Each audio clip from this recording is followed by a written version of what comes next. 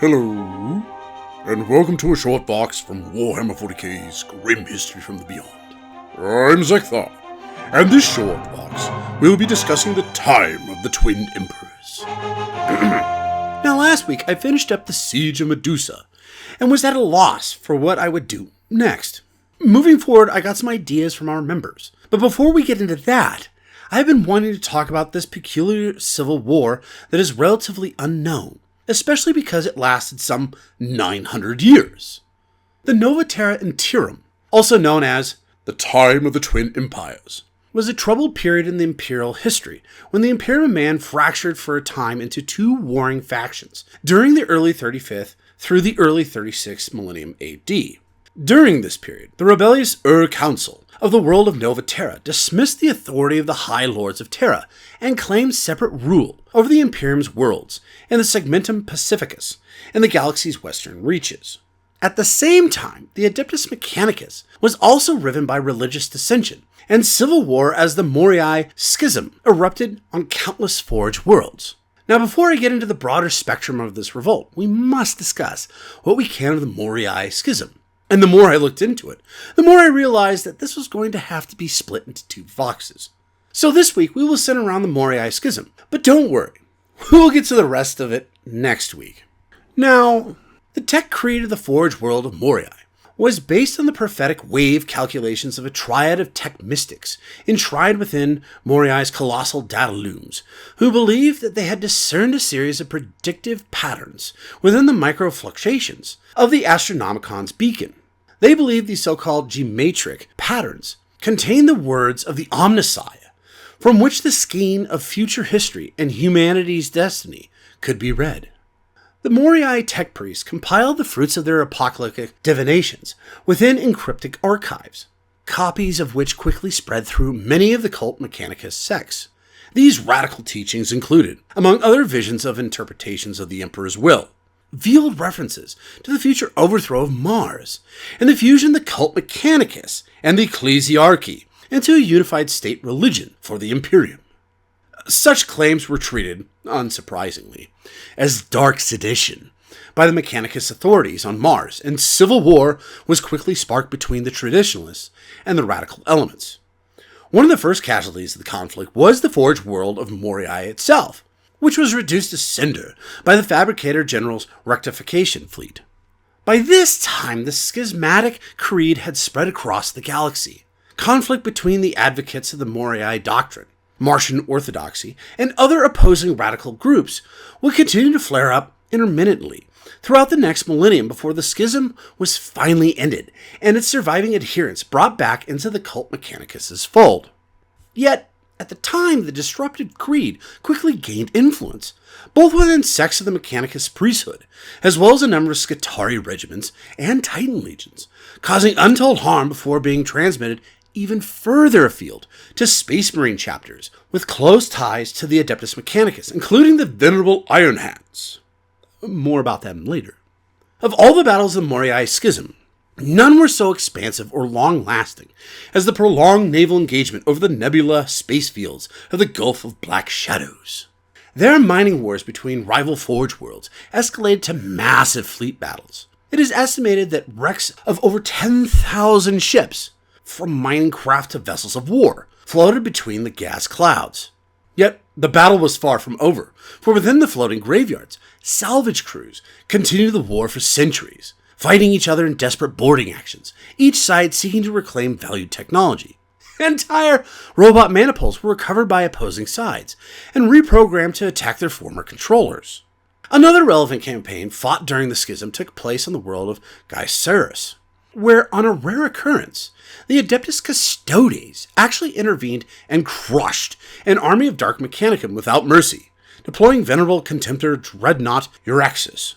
Now, ironically, it is unclear what ties, if any, there were between the Moirai Schismatics and the Dark Mechanicum.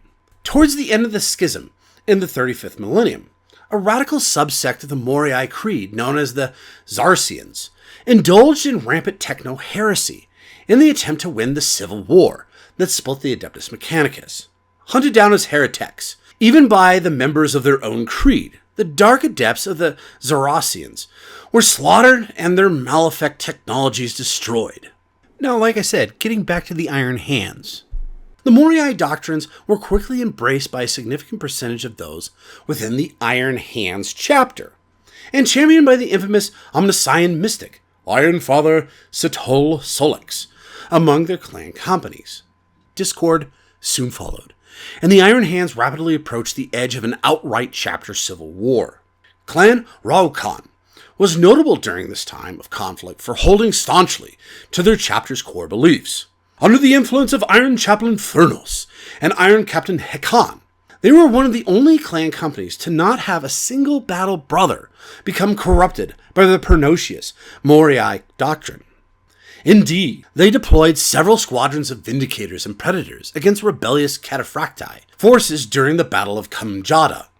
These Adeptus Mechanicus rebels were supported by a small cadre of warriors from the Iron Hands clan Borges, would form a point of bitter contention between the two clan companies for many centuries to come.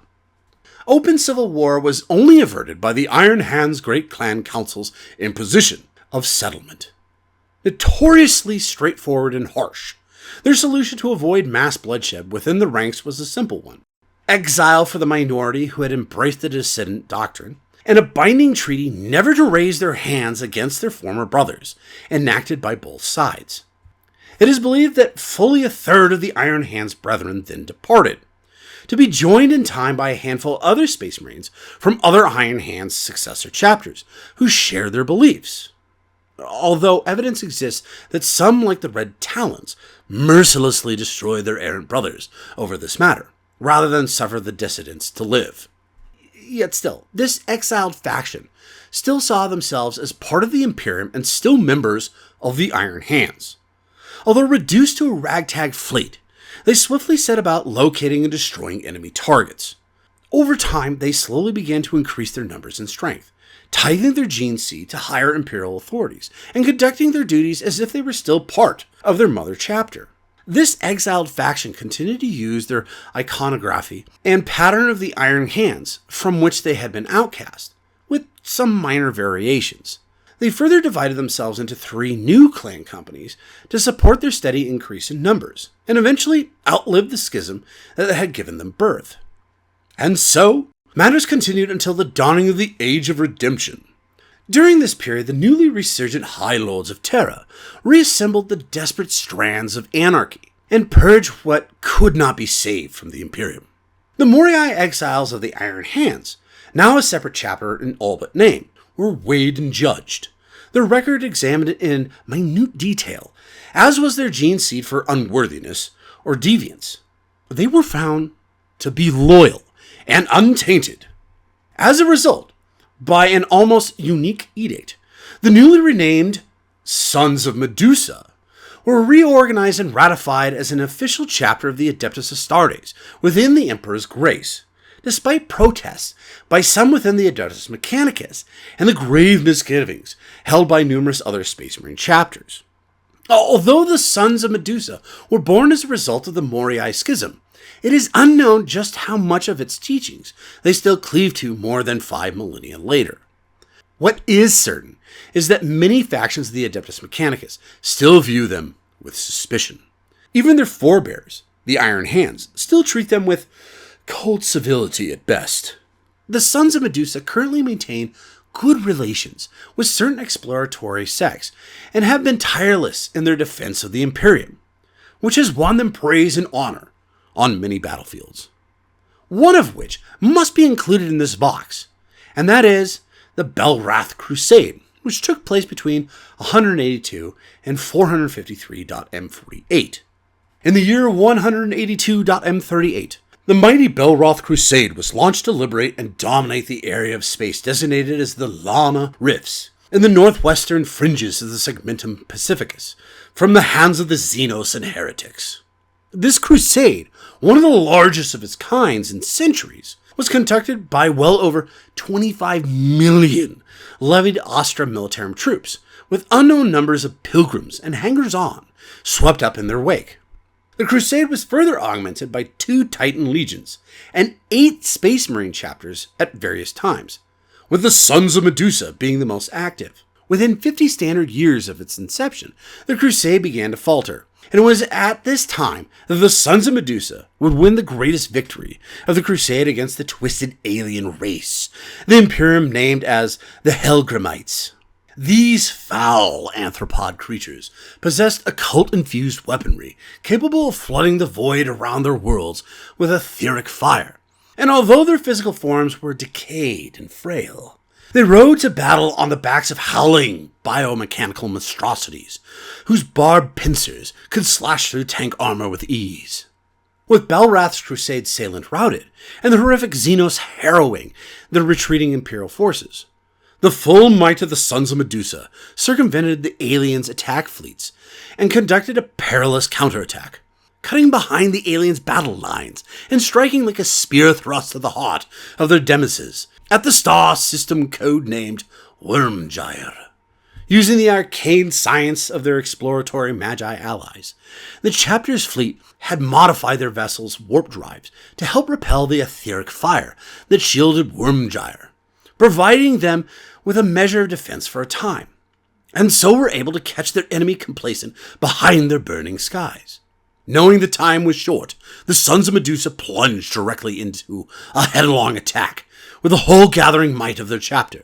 Hellish flames licked at the warship's void shields as they plunged into low orbit over the Helgramite throne world to unleash the deadly waves of drop pods, thunderhawks, and assault rams on the alien cities. The Sons of Medusa's attack was relentless as it was merciless, and the Helgramites' spiderweb towers of black coral were shattered, and charnel-bedecked temples to the dark gods raised millennia before by inhuman hands were cast down. Caught unprepared by the speed and ferocity of the assault, the Helgramite, for all their warp-spawn might, were as helpless as children before the storm. Such resistance as the aliens could mount was mercilessly crushed. The dreaded fire shapers isolated and gunned down in hails of assault cannon fire, and their mighty battler mechanoids felled by thunderhammer and power axe.